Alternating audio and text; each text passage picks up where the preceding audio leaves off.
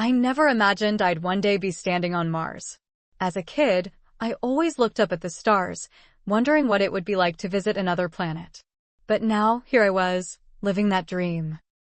The journey to Mars was long and tiring. I had to train for months before I could even board the spaceship.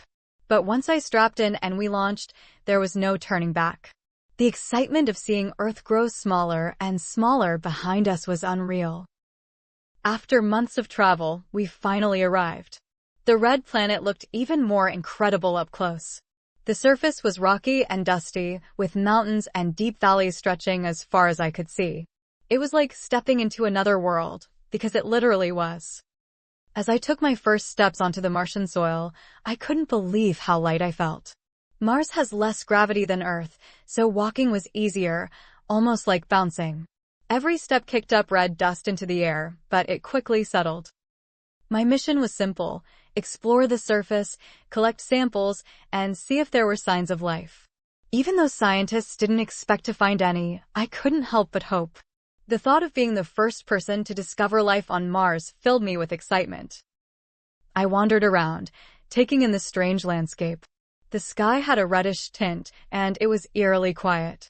There was no wind, no sound, just the soft crunch of my boots in the Martian soil. I walked towards a large crater in the distance, curious to see what was inside. When I reached the edge, I looked down into the massive crater. It was deeper than I expected, with sharp rocks and boulders scattered everywhere. I took a few pictures and collected some soil samples, then moved on to explore more of the planet. As the hours passed, I couldn't shake the feeling that I wasn't alone. Of course, I knew there was no one else here, just me and my team back in the spaceship, waiting for my return. But still, the sense of being watched lingered.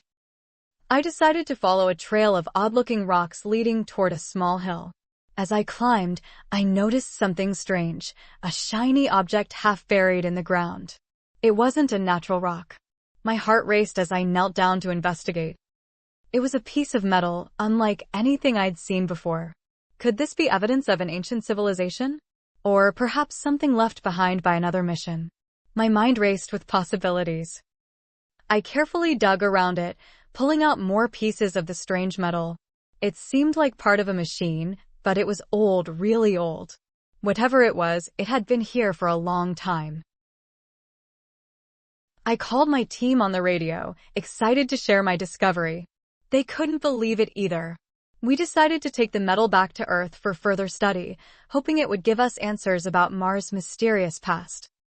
As the day came to an end, I looked around at the planet one last time before heading back to the ship. The sun was setting, casting long shadows across the Martian surface. It was a beautiful but lonely place. Back on the spaceship, I couldn't stop thinking about what I had found. There was so much we still didn't know about Mars, and this discovery could be just the beginning. The journey back to Earth felt even longer than the trip there. I was eager to share what I had found with the world and to see what the scientists would uncover. When we finally landed back on Earth, I was greeted as a hero. But to me, the real adventure was just beginning. Mars had given us a glimpse of its secrets, and I knew that one day, we would return to uncover even more. As I stood before the crowd, sharing my story of visiting the red planet, I couldn't help but smile. I had been to Mars, and I had brought back a piece of its mystery with me.